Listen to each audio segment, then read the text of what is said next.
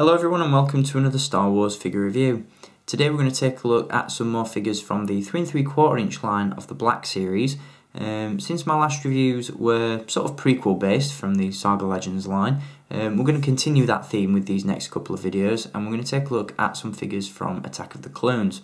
Now, this figure that I'm going to give you a look at has been released numerous times, and like with Darth Vader that I reviewed a few weeks ago, you're probably thinking, why do I need another version of this character? Well, truth be told, you don't. You know, this figure isn't that special, but it's, to quote Adam Paulus, different enough to drive you mad. So for you Astromech collectors out there, this is going to be one that you want to add to your collection. It's from Wave 2 of the Black Series line, and it is this one, R2-D2. This is a really cool figure, but as I said at the beginning of the review, it's not something that you need to have in your collection. If you've picked up any previous version of R2 in recent years, then you practically already own this figure. As I said, that's not to say that it's a bad figure by any means, but it's not a necessity to add to your collection. But we'll talk about that in just a little bit. Before we do, we are going to take a look at the packaging that this guy comes in, and here it is. Once again, very plain, very generic look to the Black Series line. I can't wait till the redesign comes into effect, when we'll have that awesome TIE Fighter card back, or TIE Fighter Pilot card back should I say, with the blue highlights in place of the orange ones. I think that looks really, really cool, and I can't wait to give you a look at some of those. As I said, very simple, very plain and minimal design. You've got the image of R2-D2 at the top, as well as the Black Series logo.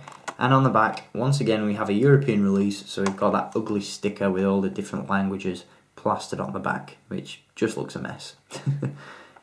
But underneath there, we just have the character description and an image, so not really missing much.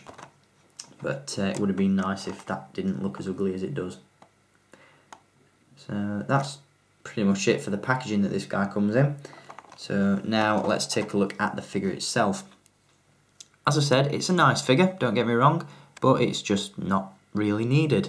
We've seen incarnations of R2-D2 throughout the 3 3/4 inch line for many, many years. Recently, Hasbro sort of went back and revised some of those sculpts and, you know, added a few more details, you know, more appropriate paint applications, and I don't know, there's just something about this figure. It's nice, it looks really cool, but it's, as I said, just not needed. The only thing, as I said, that's different enough about this figure to drive you insane is the fact that this is one of the first figures, or first figures of R2-D2 I believe, to feature the sculpt used on the Revenge of the Sith sneak preview R4-G9 figure, meaning when you rotate the dome, the centre leg retracts down from inside the body. As I said, I believe this is one of the first figures to feature that sculpt, one of the first R2 figures to feature that sculpt, although I may be mistaken, but I'm sure some of you Astromech enthusiasts out there will correct me if I'm wrong. As I said, it is based on a previous sculpt, and it's a nice one, you know, it's reasonably accurate to the film. What I really like about this figure is the fact that Hasbro have given him sort of a matte finish to the silver dome. You know, previous releases of R2-D2 have featured that reflective silver finish, and it just didn't look right, whereas this one looks really, really nice. The blues and the reds that are painted on the dome, they mesh really well with this silver look, and it just creates a really nice look for R2-D2. As you can see, he's got all the blue highlights on the torso as well. A few on the reverse side as well there. And as you can see, since he's based on R2's appearance from Episode 2, you do indeed have those concealed jets attached to the legs. Now, these are the jets that were first released with the 30th anniversary collection R2-D2. If you remember, that figure came with a massive flame effect, and it was based on his appearance in Revenge of the Sith when he sets the super battle droids on fire. But you can tell that these are the reused jets because you've got those pegs on the end there that's slotted into the flame effect. They're nicely sculpted, but of course they can be removed to create a universal R2-D2 suitable for an appearance in any of the 6 Star Wars films. As I said, it does feature that retractable leg, so all you have to do is rotate the dome and the leg will come down from inside the torso. So there we go. Not an amazing feature, not a mind-blowing feature, but again, it's just different enough to make it worthy of a purchase, at least in my opinion. In terms of articulation, obviously as you just saw, he does have a swivel dome. He also has swivels at the hips, if you want to call them that, or shoulders. He has hinged ankles, and obviously the third leg there is hinged as well.